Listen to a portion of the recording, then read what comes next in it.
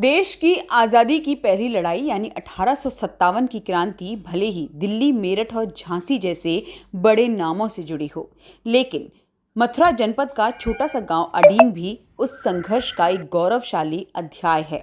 अडींग गांव में स्थित एक ऐतिहासिक टीला आज भी देशभक्तों के बलिदान की मूक गवाही देता है, जहां 70 स्वतंत्रता सेनानियों को फांसी पर लटका दिया गया था। गांव के जानकार बताते हैं कि 1857 की क्रांति के दौरान अडींग के आसपास के इलाकों में भी विद्रोह की ज्वाला भड़क उठी थी। जब अंग्रेजों को यह सूचना मिली कि अडींग गांव के लोग भी स्वतंत्रता सेनानियों को आश्रय और समर्थन दे रहे हैं, तो उन्होंने गांव पर धावा बोल दिया।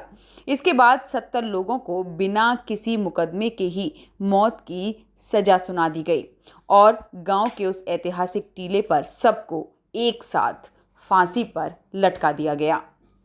आज ये टीला स्वतंत्रता संग्राम के अनगिनत गुमनाम नायकों की याद दिलाता है, जिनका नाम इतिहास की पुस्तकों में भले न हो, लेकिन उनका बलिदान अमर है।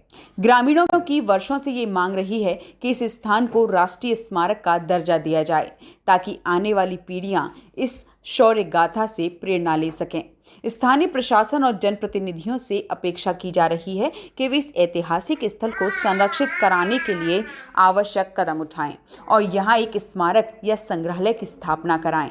अडींग गांव न केवल मथुरा जिले के लिए बल्कि पूरे देश के लिए गौरव का प्रतीक है। दिलीप कुमार यादव। जैसे बात करें अडींग के ऐतिहासिक किले को लेकर, जो टीला है, क्या इतिहास है इसका, क्या जानकारी है इसमें? 1857 की क्रांति का बिगुल मंगल पांडे ने बैरकपुर छावनी से फूका। वहीं मथुरा में 1857 का बिगुल अख्तियार खां नामक एक सिपाही था, उसने फूका और उसने एच.सी. बाल्टन, जो यहाँ के कलेक्टर थे, तत्कालीन कलेक्टर, सबसे पहले उनको गोली मारी।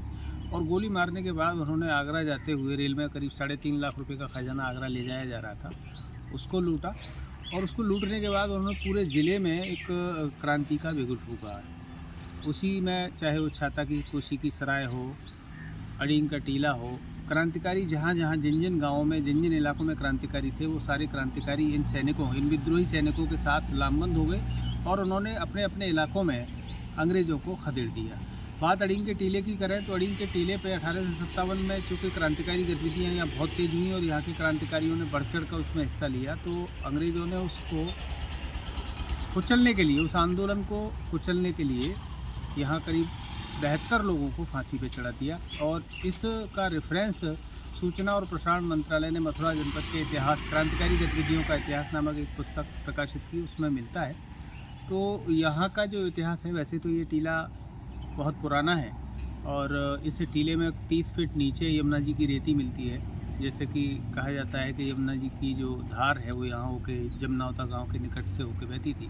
तो अब चूँकि 15 अगस्त नज़दीक है और क्रांतिकारी गतिविधियों का ये गढ़ रहा, इसलिए अंग्रेज़ों के ज़माने में अडींग तहसील परगना रहा, यानी कि अडींग में तहसील हुआ करती थी और यहाँ से बहुत बड़ा राजस्व का अर्जन होता था। और अडींग गोवर्धन क्षेत्र का क्रांतिकारियों का गढ़ था, केंद्र था और आर्थिक गतिविधियों का भी केंद्र रहा। बात करें मांग को लेकर, अभी तक बताया जा रहा है कि जो यहाँ के ग्रामीण हैं वो लगातार राष्ट्रीय ऐतिहासिक स्मारक की मांग करते आए हैं, लेकिन अभी तक बिल्कुल शहीद स्मारक बनाने की मांग लंबे समय से की जाती रही है और एमएलसी ठाकुर ओम प्रकाश जी ने आश्वासन भी यहाँ दिया है और आश्वासन क्या, उन्होंने अपने लेटर हेड पे लिख के भी दिया है।